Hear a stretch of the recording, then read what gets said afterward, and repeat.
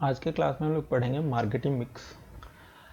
Marketing mix concept को सबसे पहले नील बॉर्डन ने 1950s में पॉपुलराइज किया था और लेटर इस कॉन्सेप्ट को आगे बढ़ाते हुए ईजे मैकार्थी ने 4 P's ऑफ मार्केटिंग का कॉन्सेप्ट दिया था। 4 P's ऑफ मार्केटिंग में आपका आता है प्रोडक्ट, प्राइस, प्लेस और प्रमोशन। इन चारों का जब हम मिक्स तैयार करते हैं, इन चारों का एक कॉम्बिनेशन तैयार करते हैं, उसको मार्केटिंग मिक्स बोलते हैं। मिक्स का डेफिनेशन देख लेते हैं। मिक्स क्या होता है? मिक्स क्या है? Combination of different things that can be use to make something valuable for the people. कोई भी कॉम्बिनेशन ऑफ थिंग्स है जिससे हम एक वैल्यूएबल प्रोडक्ट और सर्विस क्रिएट करेंगे जो मार्केट में मेरा सेल होगा। जैसे मान लेते हैं केक। केक में हम डिफरेंट इंग्रेडिएंट का मिक्स बनाते हैं, मिक्स यूज करते हैं, जैसे कि एग, फ्लावर, बटर, शुगर और मिल्क। इन इंग्रेडिएंट्स को हम मिलाते हैं और मिलाने पे जो मिक्स बनता है उस पर डिपेंड करता है कि मेरा केक कितना स्वीट और क्रीमी होगा। अगर हम उस मिक्स में ज़्यादा शुगर यूज करते हैं तो मेरा केक स्वीट होगा। अगर हम ज़्यादा मिल्क और बटर यूज करते हैं तो केक ज़्यादा क्रीमी होगा। तो वैसे ही मार्केटिंग मिक्स भी है। मार्केटिंग मिक्स में हम 4 इंग्रेडिएंट्स का यूज करते हैं, प्रोडक्ट, प्राइस, प्लेस और प्रमोशन। और इसके हिसाब से मेरा मिक्स जो क्रिएट होता है वो बताता है कि मेरा प्रोडक्ट कैसा मार्केट में बिकने वाला है, कितना रिस्पांस आने वाला है उस प्रोडक्ट का market. In marketing, a marketing mix is like a recipe that combine different elements to make a product और सर्विस वैल्यूएबल टू कस्टमर। तो मार्केटिंग मिक्स क्या है? आपका एक रेसिपी जैसा ही है जिसमें हम डिफरेंट एलिमेंट्स का यूज करते हैं। डिफरेंट एलिमेंट आपका प्रोडक्ट, प्राइस, प्लेस और प्रमोशन है। इन एलिमेंट्स का यूज करके हम एक प्रोडक्ट और सर्विस क्रिएट करते हैं जो कि कस्टमर के लिए वैल्यूएबल होता है, उसके नीड्स और वांट्स को सेटिस्फाई करता है।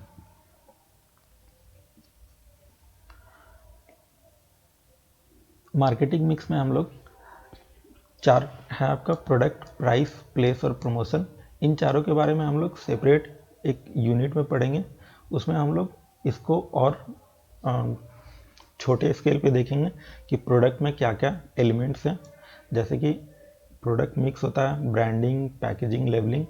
फिर प्राइस में भी देखेंगे कि उसके क्या एलिमेंट्स हैं। प्लेस और प्रमोशन, सारे के एलिमेंट्स, डिफरेंट डिफरेंट एलिमेंट्स को हम आगे एक सेपरेट यूनिट में पढ़ेंगे। तो देखते हैं, सबसे पहले प्रोडक्ट से स्टार्ट करते हैं। 4 P's ऑफ मार्केटिंग का सबसे पहला एलिमेंट है प्रोडक्ट।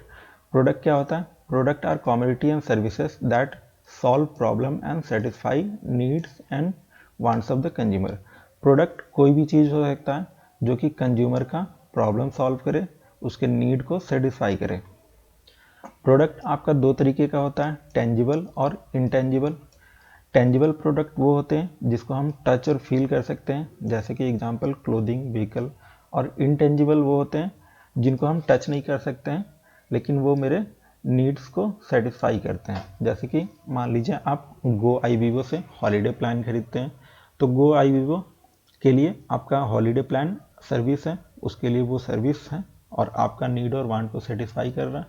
वैसे ही हाउस क्लीनिंग सर्विस, आप घर साफ करवाने के लिए क्लीनर बुलवाते हैं, तो वो जो सर्विस दे रहा है आपका, वो आपके प्रॉब्लम को सॉल्व कर रहा है, नीड को सेटिस्फाई कर रहा है। तो ये इंटेंजिबल है, आप उसको छू नहीं सकते हैं, बस फील कर सकते हैं।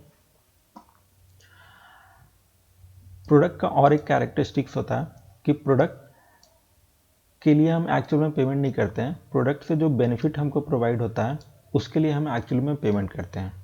अगर हम कोई प्रोडक्ट और सर्विस खरीद रहे हैं तो हम एक्चुअली में उसके बेनिफिट के लिए पेमेंट कर रहे हैं कि वो जितना वो हमको ज़्यादा बेनिफिट प्रोवाइड करेगा हम उसका पेमेंट उतना ज़्यादा करते हैं। जैसे कि मान लीजिए आप शूज़ खरीदते हैं, तो शूज़ खरीदते हैं तो आप शूज़ खरीद लिए, तो आप जितना पैसा लगाइएगा उसके हिसाब से डिपेंड करता है ना कि आपको कंफर्ट कितना मिलेगा, शूज़ का क्वालिटी कितना अच्छा होगा। तो आप एक्चुअली में शूज़ खरीद रहे हैं लेकिन आप उस कंफर्ट के लिए पेमेंट कर रहे हैं कि वो शूज़ मेरा कितना कंफर्टेबल होगा। अगर आप नाइकी, एडिडास का शूज़ खरीदिएगा तो वो ज़्यादा कंफर्टेबल होगा लेकिन आपको उसके लिए ज़्यादा पैसा पे करना होगा। वैसे ही अगर आप लिपस्टिक खरीदते हैं तो आप एक्चुअली में ब्यूटी के लिए पेमेंट कर रहे हैं कि वो लिपस्टिक लगाने के बाद हम कितना खूबसूरत दिखेंगे। तो सिंपली हम बोल सकते हैं कि प्रोडक्ट क्या है? प्रोडक्ट बंडल ऑफ बेनिफिट्स है जो मार्केटर ऑफर करता है कस्टमर्स को एक सर्टेन प्राइस पे।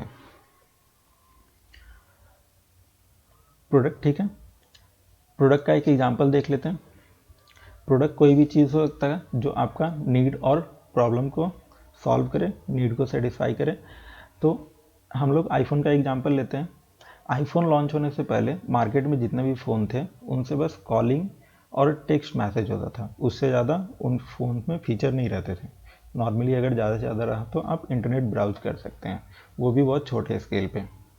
तो एप्पल ने एक नीड को आइडेंटिफाई किया कि ज़रूरत है मार्केट में एक ऐसे प्रोडक्ट का जो कस्टमर्स को फ़ोन कॉल और टेक्स्ट मैसेज से और भी बहुत सारा फीचर दे सके और ज़्यादा फीचर दे सके। तो एप्पल ने आईफोन लॉन्च किया। आईफोन में जीपीएस, कैलेंडर, सर्च इंजन और भी बहुत सारा फीचर है जो कि हम लोग आज यूज करते हैं स्मार्टफोन। तो बहुत सारा फीचर है। तो इस गैप को एप्पल ने आइडेंटिफाई किया और उसके हिसाब से एक प्रोडक्ट बना के लॉन्च किया। फिर देखते हैं price. Price is the amount charge for a product और सर्विस। प्राइस क्या होगा? एक अमाउंट होगा, सर्टेन अमाउंट होगा जो कि प्रोडक्ट और सर्विस के लिए चार्ज किया जाएगा। It is the second most important element in the marketing mix. Fixing the price of the product is tricky job.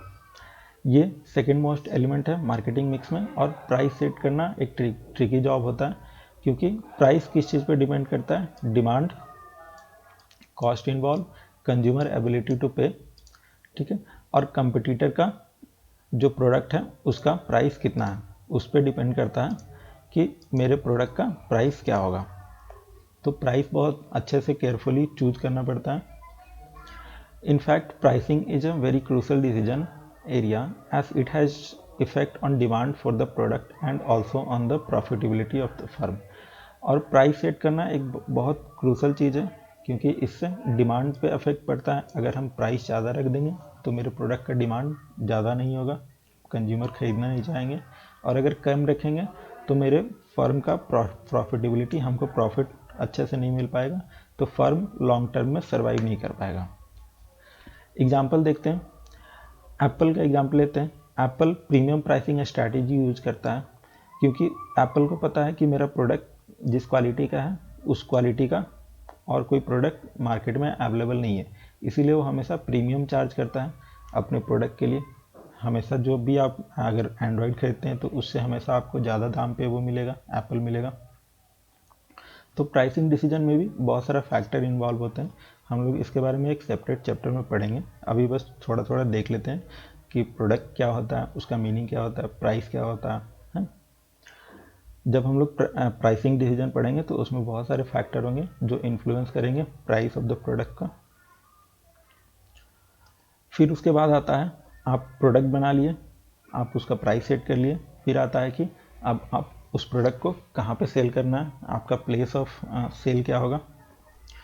Good are produce to be sold to the consumer, they must be made available to consumer at a place where they can conveniently make purchase. तो आप product बना लिए हैं, उसका price भी set कर लिया है, अब आपको उस प्रोडक्ट को एक ऐसे जगह पे बेचना होगा जहाँ पे कंज्यूमर आपके प्रोडक्ट को ईजिली खरीद सके, उनको बहुत ज़्यादा परेशानी नहीं झेलना पड़े खरीदने के लिए। Woolens are manufactured on a large scale in Ludhiana and you purchase them at a store from the nearby market in your town। तो एग्जाम्पल की तरफ से देख सकते हैं कि वुलेंस जो भी होते हैं, स्वेटर हो गए, जैकेट हो गए, ये लुधियाना में लार्ज स्केल पे बनते हैं, और आप उसको कन्वीनियंटली अपने बगल में जो भी आपका मार्केट है वहाँ जाके आप ईजिली खरीद पाते हैं। तो अगर मान लीजिए ये प्रोडक्ट आपको लुधियाना जाके खरीदना पड़े या कोई और स्टेट जाके खरीदना पड़े, तो आप उस प्रोडक्ट को खरीदना पसंद नहीं कीजिएगा, क्योंकि आपको उसके लिए बहुत ज़्यादा मेहनत करना पड़ रहा है खरीदने के लिए। तो मार्केटर, जो कंपनी या फर्म है, जो मार्केटर है, उसको डिसाइड करना पड़ता है कि जो मेरा प्रोडक्ट है वो किस प्लेस पे बिकेगा, और वो प्लेस जो है कन्वीनियंट होना चाहिए, जो भी टारगेट मेरा कंज्यूमर है उसके लिए। This involves a chain of individual and institutions like distributor, wholesaler and retailers who contribute to firm's distribution network।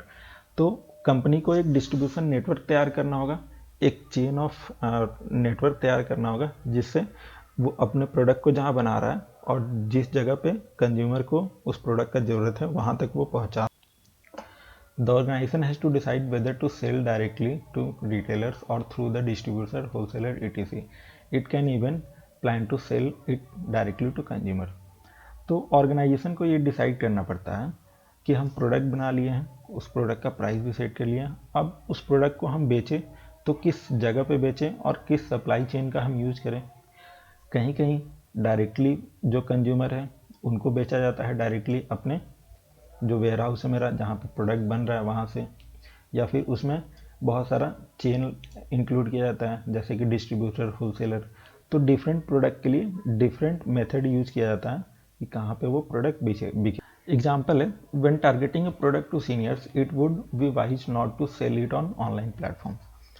जब मेरा टारगेट मार्केट सीनियर्स हैं, मान लीजिए कोई ऐसा प्रोडक्ट बना रहे हैं जो सीनियर पॉपुलेशन में परचेज करता है, तो वैसे प्रोडक्ट को जब सेल करना हो तो हम ऑनलाइन प्लेटफॉर्म पे अगर सेल करेंगे तो वो उतना अच्छा बिकेगा नहीं, क्योंकि जो मेरा सीनियर पॉपुलेशन है वो स्मार्टफोन यूज करना नहीं जानता अच्छे से और ऑनलाइन परचेज करने में बिलीव नहीं करता। उनको चाहिए कि फिजिकल स्टोर होना चाहिए, फिजिकली वो जाके वेरीफाई कर सके, देख सके, है ना, कि प्रोडक्ट क्या है, और तब वो ख़रीदना ज़्यादा पसंद करते हैं। और वैसे ही मान लीजिए कि यंगर जनरेशन है, तो उनको अगर आपको कोई प्रोडक्ट बेचना है तो आप जनरली ऑनलाइन सोल्ड करना पसंद कीजिएगा, क्योंकि यंगर जनरेशन को बाहर जाना पसंद नहीं है। उनको ये पसंद नहीं है कि हम स्टोर में जाएं, वहाँ पे परचेज करें। उनको चाहिए कि घर बैठे हमको प्रोडक्ट मिल जाना चाहिए। तो यंगर जनरेशन को अगर हमको कोई प्रोडक्ट बेचना है तो ऑनलाइन पर सेल करना ज़्यादा फेवरेबल रहेगा। तो समझ रहे हैं, आपका प्रोडक्ट बन गया है, प्राइस डिसाइड हो गया। अब आप ये भी डिसाइड कर लिए कि आपको किस प्लेस पे बेचना है। प्लेस आपका अकॉर्डिंग टू कंज्यूमर होना चाहिए, कंज्यूमर को ईजिली अवेलेबल होना चाहिए प्रोडक्ट, ऐसा प्लेस आपको डिसाइड करना होगा। फिर आता है प्रमोशन। आप प्रोडक्ट पहुंचा दिए हैं आपने रिटेलर तक, वहाँ तक आपका प्रोडक्ट पहुंच चुका है। आप अलग अलग सप्लाई चेन मैनेजमेंट डिसाइड कर लिए हैं कि आपका प्रोडक्ट कहाँ बिकेगा। ऑनलाइन बिकेगा तो आप अमेज़न पर लिस्ट करा लिए हैं, अगर ऑफलाइन बिकेगा तो आप रिटेलर तक वो प्रोडक्ट पहुंचा दिए। अब आपको उस प्रोडक्ट का प्रमोशन करना होगा। अब आपको उस प्रोडक्ट के बारे में कंज्यूमर्स को बताना होगा कि देखिए मेरे पास एक ऐसा प्रोडक्ट है जो आप इस सिचुएशंस में यूज़ कर सकते हैं। तो प्रमोशन वही होगा, एडवर्टाइजमेंट सिंपली बोले तो। देखते हैं आगे इसमें क्या है। If the product is manufactured keeping the consumers needs in mind, it is rightly priced and made available at outlet convenient to them, but the consumer is not made aware about its price, feature, ability, etc. The marketing effort may not be successful. तो मान लीजिए आप product बना लिए हैं, आप उसका price भी बहुत अच्छे से डिसाइड कर लिए कि राइट प्राइस क्या होना चाहिए, आप उसको कन्वीनियंट आउटलेट्स पे भी प्रोवाइड करा दिए हैं, सिंपल, यहाँ तक ठीक है। लेकिन आप अगर उस प्रोडक्ट के बारे में कंज्यूमर को नहीं बताइएगा, आप एडवर्टाइजमेंट नहीं कीजिएगा, तो आप जितना भी एफर्ट अभी तक किए हैं वो तो वेस्ट हो जाएगा, क्योंकि वो प्रोडक्ट बिकेगा ही नहीं जल्दी। जब कंज्यूमर उस प्रोडक्ट के बारे में सुने रहेंगे, जाने रहेंगे थोड़ा सा भी, तभी ना वो प्रोडक्ट खरीदेंगे। Therefore, promotion is an important ingredient of marketing mix, as it refers to a process of informing, perceiving, and influencing a consumer to make choice of product to be bought. तो promotion क्या है? Promotion आपका एक process है जिसमें आप consumer को inform करते हैं, उसको परसीव करते हैं और उसके डिसीजन को इन्फ्लुएंस करते हैं ताकि वो आपका प्रोडक्ट खरीदें। Promotion is done through means of word of mouth. अब इसमें आपको देखने के लिए मिलेगा कि किस किस तरह से हम प्रमोशन कर सकते हैं, जैसे word of mouth, social media, Instagram campaigns, print marketing, television marketing, emails, email marketing concept, social media marketing and more. बहुत सारा आपका चैनल जगह है जहाँ पे आप प्रमोशन कर सकते हैं। इन सारी चीज़ों के बारे में हम लोग पढ़ेंगे जब इस यूनिट में हम लोग जाएंगे। तो ये आपका तरीका है जिससे आप अपने कंज्यूमर को बता पाइएगा अपने प्रोडक्ट के बारे में। It is done mainly with a view point to provide information to prospective consumers about the availability, characteristics and uses of the product. It arouses potential consumers' interest in the product, compare it with competitors' product and make his choice. तो promotion का mainly यही काम है कि customers को perceive करना, information provide करना कि हमारा जो प्रोडक्ट है उसका कैरेक्टरिस्टिक्स क्या है, वो कहाँ अवेलेबल है और आपका किस काम में वो आ सकता है, ये सारी चीज़ों को बताना। एग्जाम्पल देखते हैं प्रमोशन का। प्रमोशन में टाइमिंग का बहुत इंपॉर्टेंट रोल होता है कि आप किस समय पर प्रमोशन कर रहे हैं। जैसे कि मान लीजिए आप क्रिकेट मैच देखते होंगे, तो आप देखते होंगे कि क्रिकेट मैच के ड्यूरिंग जब ब्रेक होता है तो जोमेटो का बहुत सारा ऑफर चलता है कि अगर आप उस ड्यूरेशन में फूड ऑर्डर कीजिएगा तो आपको कुछ डिस्काउंट ज़्यादा मिलेगा, कुछ चीज़ों पे ज़्यादा डिस्काउंट मिलेगा, है ना। तो इस तरह का देखते हैं कि मतलब जोमेटो को पता है कि आप क्रिकेट देख रहे हैं, आप इंगेज है स्पोर्ट्स देखने में, तो आपको खाना बनाने का मन नहीं कर रहा होगा, सिंपल बात है। तो जोमेटो एडवर्टाइजमेंट करेगा उस टाइम पे कि देखिए मेरे अभी आप अगर फूड ऑफर ऑर्डर करते हैं तो आपको हम ज़्यादा ऑफर देंगे, ज़्यादा डिस्काउंट देंगे। तो इस तरह करके जोमेटो अपना सेल्स को इंक्रीज करता है, अपना मार्केट को बहुत अच्छे से टारगेट करता है, समझ रहे हो। तो टाइमिंग बहुत इंपॉर्टेंट रोल प्ले करता है और किस जगह पे आप एडवर्टाइजमेंट कर रहे हैं ये भी बहुत इंपॉर्टेंट रोल प्ले करता है। यहाँ तक ठीक है। चार हमारा 4 पीज अभी तक खत्म हो गया। 4 पीज में आपका प्रोडक्ट, प्राइस, प्लेस और प्रमोशन। प्रोडक्ट में आपका एक आप प्रोडक्ट बनाइएगा, उसका फीचर्स डिसाइड कीजिएगा, ये सारे चीज़ को डिसाइड कीजिएगा। फिर उसका आप प्राइस को सेट कीजिएगा अकॉर्डिंग टू अपने कंपटीटर, डिमांड, सप्लाई, इस तरह के हिसाब से। फिर आप प्लेस डिसाइड कीजिएगा कि आपको वो प्रोडक्ट कहाँ बेचना है। कन्वीनियंट होना चाहिए कंज्यूमर्स के लिए प्रोडक्ट खरीदना। और फिर आप प्रमोशन का तरीका खोजिएगा कि कैसे कैसे हम अपने प्रोडक्ट का प्रमोशन कर पाएँ। ये हो गया। यहाँ तक 4 पीज ख़त्म हो गया। ये 4 पीज जनरली फिजिकल प्रोडक्ट में ज़्यादा अप्लाई होता है। जो चीज़ फिजिकल है उन चीज़ों पे ये 4 पीज ज़्यादा अप्लाई होता है। लेकिन सर्विस जब आता है, सर्विस सेक्टर, तो उसमें और 3 पीज इन्वॉल्व होता है। ये 3 पीज और क्या है? पीपल, प्रोसेस और फिजिकल एविडेंस। जब भी हम सर्विस सेक्टर का बात करेंगे, फिजिकल प्रोडक्ट बना रहे तो मेरा यहाँ तक ठीक है, हम प्रोडक्ट बनाए, उसका प्राइस डिसाइड किए, प्लेस डिसाइड किया सेल करने का और प्रमोशन किया, यहाँ तक ठीक है। लेकिन आप जब भी सर्विस सेक्टर में आइएगा तो आपको और ये 3 पीज को अपने प्रोडक्ट में इंटीग्रेट करना होगा, अपने मिक्स में ऐड करना होगा, तब और कस्टमर का सेटिस्फैक्शन ज़्यादा होगा, आपके सर्विस का जो क्वालिटी है और बेटर होगा। तो इसके बारे में हम लोग देखते हैं एडिशनल 3 पीज के बारे में। ये बर्नार्ड एच ब्रूम और मैरी जे बिटनर के द्वारा इंट्रोड्यूस किया गया है। इसमें सबसे पहला आपका people. People refers to employ of the business who interact with customers.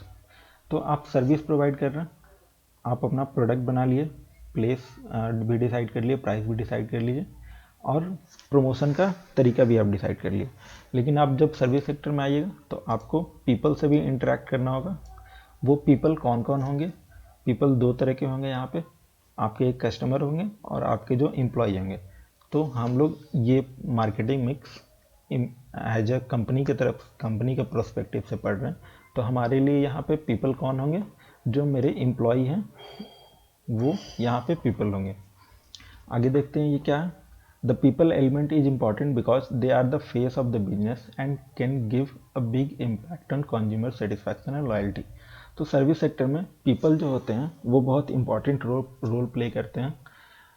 People अगर अच्छे से इंटरेक्ट करेंगे कस्टमर से तो कस्टमर ज़्यादा सेटिस्फाइड होगा, उसका लॉयल्टी आपके सर्विस के लिए ज़्यादा होगा।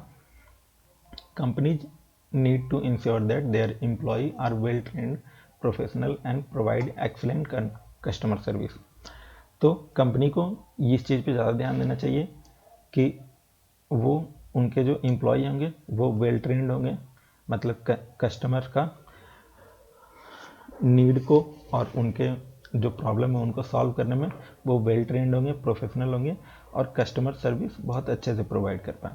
जैसे कि मान लीजिए होटल का एग्जांपल लेते हैं हम लोग। होटल में आपका प्रोडक्ट है बेड, आप बेड प्रोवाइड कर रहे हैं।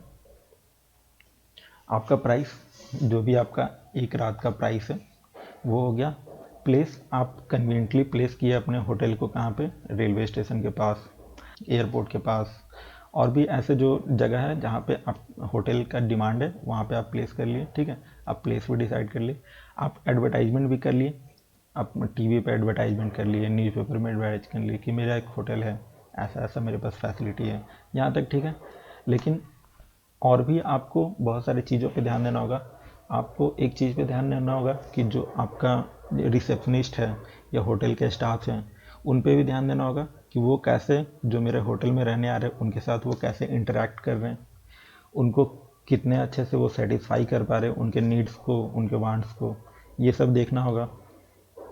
अगर मान लीजिए आपके एम्प्लॉय, होटल के एम्प्लॉय वेल ट्रेंड नहीं है, वो कस्टमर का ज़रूरत को समझ नहीं पा रहे हैं, सेटिस्फाई नहीं कर पा रहे हैं, रेटिंग ख़राब मिलेगा आपको, ठीक है।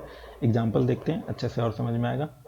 A hotel chain might invest in customer service training for its front desk staff to ensure that they are polite, helpful, and knowledgeable about the hotel amenities. They can lead to increased guest satisfaction and loyalty. तो मान लीजिए hotel chain है आपका, तो आपके जो front desk staff होंगे या जो आपके अदर स्टाफ होंगे उनको आपके होटल के जो एमेनिटीज़ हैं, जितने भी आप होटल में एक्स्ट्रा चीज़ प्रोवाइड कर रहे हैं उनके बारे में पता होना चाहिए, कस्टमर को कैसा हैंडल करना है वो पता होना चाहिए, है ना। तो देख रहे हैं एडिशनल पी आपका पीपल है, पीपल इंपॉर्टेंट रोल प्ले करते हैं सर्विस सेक्टर इंडस्ट्री में। फिर आता है process. Process refers to processes and system that the business uses to deliver its product or services to customer. Process क्या है? प्रोसेस सिस्टम है जो कि एक बिजनेस यूज करेगा अपने प्रोडक्ट और सर्विसेज को कस्टमर तक पहुंचाने में। ये फिजिकल प्रोडक्ट का बात नहीं हो रहा, सर्विस का यहाँ बात हो रहा। The process element is important because it ensure that customer receives a consistent and high quality experience when interacting with business. तो प्रोसेस में किस चीज़ पे ज़्यादा ध्यान दिया जाता है कि कस्टमर जो है मेरा उसका एक्सपीरियंस सेम हो। फर्स्ट टाइम वो आ रहा, फिर दूसरे टाइम आया तो उसका एक्सपीरियंस दूसरे टाइम भी सेम होना चाहिए जो उसका पहले टाइम का एक्सपीरियंस। एग्जाम्पल देख लेते हैं, ज़्यादा समझ में आएगा।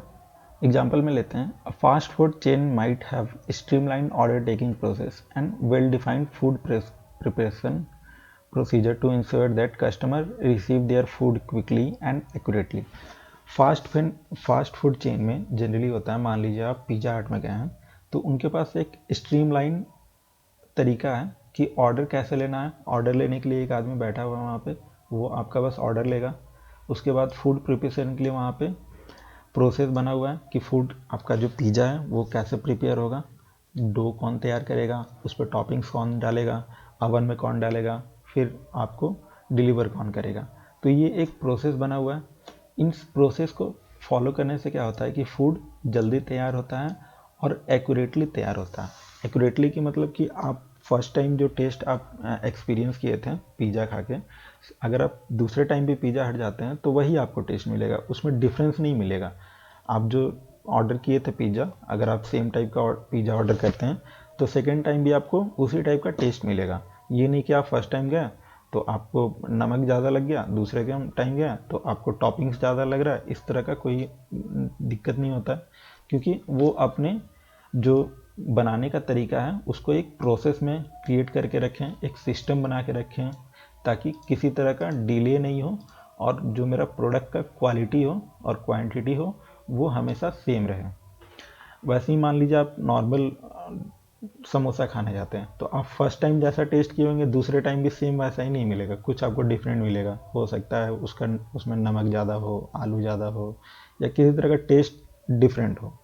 तो कंपनी जब एक प्रोसेस को फॉलो करती हैं, प्रोसेस पार्ट को, तो वो एक सिस्टम रेडी करती हैं और उस सिस्टम से क्या होता है कि कस्टमर का सेटिस्फैक्शन हमेशा बना हुआ रहता है और वो बार बार उस प्रोडक्ट को यूज करने के लिए इच्छुक रहता है।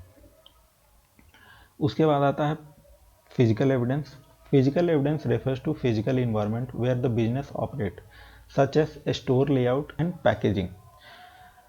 फिजिकल एविडेंस क्या है? फिजिकल एविडेंस आपका जो स्टोर है वो दिखने में कैसा है, कितना अच्छा दिख रहा है, कितना डिफरेंट दिख रहा है, उस चीज़ को रिप्रेजेंट करता है। मान लीजिए आप पिज़्ज़ा हट जाइएगा या KFC जाइएगा तो वहाँ पे आपको उसका लोगो देखने के लिए मिलेगा, हर एक जगह पे साफ़ सुथरा इन्वायरमेंट देखने के लिए मिलेगा, जो एम्प्लॉय वहाँ काम कर रहे हैं वो आपको वेल ड्रेस्ड मिलेंगे, उनके हेड पे मतलब खाने में हेयर नहीं गिर जाए उसके लिए नेट लगा हुआ मिलेगा। तो ये सब फिजिकल एविडेंस होता है। The physical evidence element is important because it can create a positive और negative impression on customer. Physical evidence क्यों इंपॉर्टेंट है? क्योंकि ये कस्टमर के दिमाग में पॉजिटिव या नेगेटिव इंप्रेशन डाल सकता है। आपके बीच में फास्ट फूड खाने के लिए जाते हैं, रोड पे जो ठेला होता है उस पर, तो आप जाइएगा वहाँ पे तो देखिएगा कि मतलब जो सेल कर रहा है वो अपना हाथ नहीं धोएगा कभी, या फूड हमें हमेशा कुछ डिफरेंट आपको देखने के लिए मिल जाएगा, वेल मेंटेन नहीं होगा, वहाँ का इन्वायरमेंट क्लीन नहीं होगा। तो इससे आपको क्या होता है, निगेटिव इम्पैक्ट पड़ता है आपके दिमाग में कि वहाँ अगर वो गंदे तरीके से बना रहा है, अच्छे से नहीं बना रहा है, तो आप वहाँ फिर दोबारा नहीं जाना चाहिएगा। वैसे ही आप मैकडॉनल्ड्स में, KFC में, जो भी फास्ट फूड चेन है, रेस्टोरेंट है, वहाँ पे जाइए तो आपको वहाँ पे इन्वायरमेंट क्लीन मिलेगा, स्टाफ है वो क्लीन मिलेंगे। तो इससे क्या होता है कि पॉजिटिव इम्पैक्ट पड़ता है कस्टमर पे। एग्जाम्पल देखते हैं।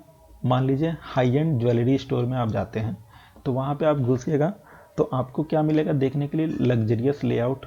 मतलब जो भी स्टोर का लेआउट होगा ज्वेलरी स्टोर का, वहाँ पे आपको बैठने का एक प्रॉपर जगह होगा, लाइटिंग बहुत अच्छा होगा, जो वहाँ के स्टाफ होंगे वो बहुत वेल मेंटेन्ड होंगे, है ना। हाई क्वालिटी पैकेजिंग मिलेगा, जब आप प्रोडक्ट खरीदिएगा तो आपको जो पैकेट मिलेगा वो बहुत अच्छे क्वालिटी का होगा, है ना। नॉलेजेबल सेल्स पर्सन होंगे। तो ये सब फिजिकल एविडेंस एसोसिएट करता है कि आपका जो इन्वायरमेंट है जहाँ पे आप सर्विस प्रोवाइड कर रहे हैं वो आपका बहुत अच्छे से वेल मेंटेन होना चाहिए। इससे क्या होता है, शॉपिंग एक्सपीरियंस इम्प्रूव होता है कस्टमर के लिए, और वो बार बार हमेशा आपके स्टोर पे आना पसंद करेगा। तो यहाँ तक ठीक है, ख़त्म हो गया पूरा चैप्टर ये मार्केटिंग मिक्स। मार्केटिंग मिक्स क्या है? ये सेट मिक्सचर ऑफ इंग्रेडिएंट्स है। आपका मिक्सचर में इंग्रेडिएंट्स क्या क्या है? प्रोडक्ट, प्राइस, प्लेस और प्रमोशन। जब आप फिजिकल प्रोडक्ट में डील करते हैं तो ये आपका 4 इंग्रेडिएंट होता है। प्रोडक्ट में आपका कमोडिटी है जो आप बना रहे हैं। प्राइस, आप उस प्रोडक्ट के लिए प्राइस डिसाइड कीजिएगा। प्राइस डिसाइड करने में बहुत सारा एलिमेंट है, जैसे कि डिमांड, सप्लाई, जो कंपटीटर है उनका क्या प्राइस है ना, बहुत सारा चीज़ें। फिर आप प्लेस डिसाइड कीजिएगा कि आपको वो किस जगह पे बेचना है। आपको जो प्रोडक्ट का जो सेलिंग पॉइंट होगा वो कन्वीनियंट होना चाहिए, कस्टमर के हिसाब से होना चाहिए ताकि वो ईजिली परचेज कर सके। फिर प्रमोशन, कि आप अपने प्रोडक्ट के बारे में कस्टमर को बताइएगा, और आप उस चीज़ को इन्फॉर्म करने के लिए, कस्टमर को इन्फॉर्म करने के लिए किन कौन कौन से चैनल्स का यूज़ कीजिएगा, ठीक है। फिर अगर आप सर्विस सेक्टर में हैं तो ये 4 पीस तो आपके काम आएंगे ही, और 3 एडिशनल पीस पे भी आपको ध्यान देना होगा। फर्स्ट में आएगा आपका पीपल, जो आपके एम्प्लॉई हैं वो वेल ट्रेंड होने चाहिए, वेल मेंटेन्ड होने चाहिए। प्रोसेस, आपको एक स्ट्रीमलाइन प्रोसेस फॉलो करना होगा जिसके कारण आपका प्रोडक्ट का क्वालिटी, क्वांटिटी सेम रहे हमेशा। और फिजिकल एविडेंस, मतलब जो आपका स्टोर का लेआउट है, जहाँ पे आप सर्विस प्रोवाइड कर रहे हैं, उस चीज़ वहाँ पे कंज्यूमर को पॉजिटिव वाइब आना चाहिए। वहाँ पे जाए तो वो उसको अच्छा लगना चाहिए, अच्छा फील होना चाहिए। तो ये सब चीज़ आपको प्रोवाइड करना पड़ेगा। ये आपका मार्केटिंग मिक्स ख़त्म हो गया। मिलते हैं अगले क्लास में फिर।